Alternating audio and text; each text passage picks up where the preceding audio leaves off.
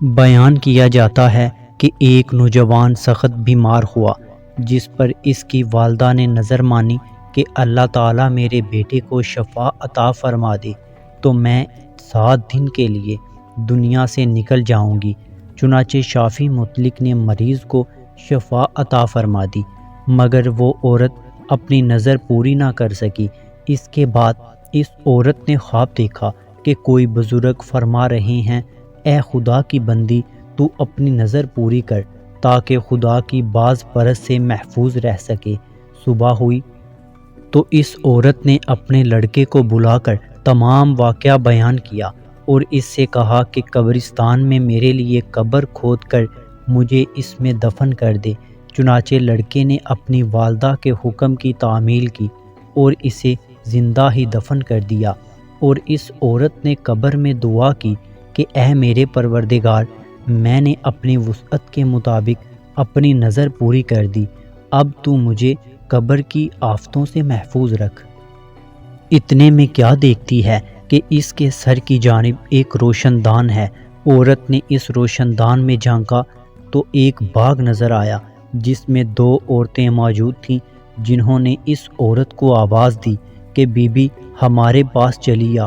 خدا کی قدرت سے وہ روشن دان کشادہ ہو گیا اور جس سے نکل کر وہ عورت باغیچے میں ان دونوں عورتوں کے پاس جا پہنچی، اور وہاں پہنچ کر اس نے دیکھا کہ باغ میں ایک پاکیزہ حوض ہے جس پر وہ دونوں عورتیں بیٹھی ہیں۔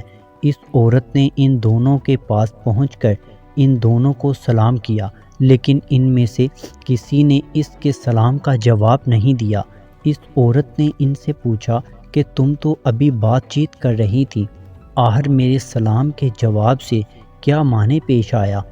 اس کو ان دونوں عورتوں نے جواب دیا کہ سلام تو اطاعت و بندگی ہے اور ہم یہاں اس سے روک دیے گئے ہیں۔ اتنے میں یہ عورت کیا دیکھتی ہے کہ ان دونوں عورتوں میں سے ایک کے سر پر ایک پرندہ اپنے بازوؤں سے ہوا کر رہا ہے اور دوسری عورت کے سر پر ایک پرندہ اپنی چونچ مار رہا ہے۔ یہ دیکھ کر اس عورت نے پہلی عورت سے دریافت کیا کہ تمہاری اس فضیلت کا سبب کیا ہے؟ اس نے جواب دیا کہ میں دنیا میں اپنے شوہر کی فرما بردار بیوی تھی، اور میرے دنیا سے رخصت ہوتے وقت میرا شوہر مجھ سے خوش تھا۔ بس اسی اطاعت گزاری کے صلے میں اللہ تعالیٰ نے مجھے اپنی اس نعمت سے نوازا ہے۔ پھر اس نے دوسری عورت سے معلوم کیا کہ بی بی آخر تمہاری اس غفلت کا سبب کیا ہے؟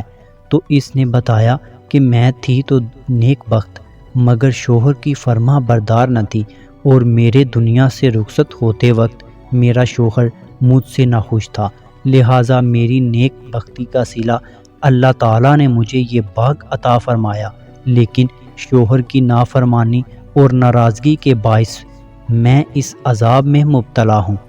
لہٰذا میں تم سے درخواست کرتی ہوں کہ جب تم دنیا میں واپس جاؤ تو میرے شوہر سے میرے لیے سفارش کرنا، ممکن ہے کہ وہ مجھے معاف کر دے اور راضی ہو جائے۔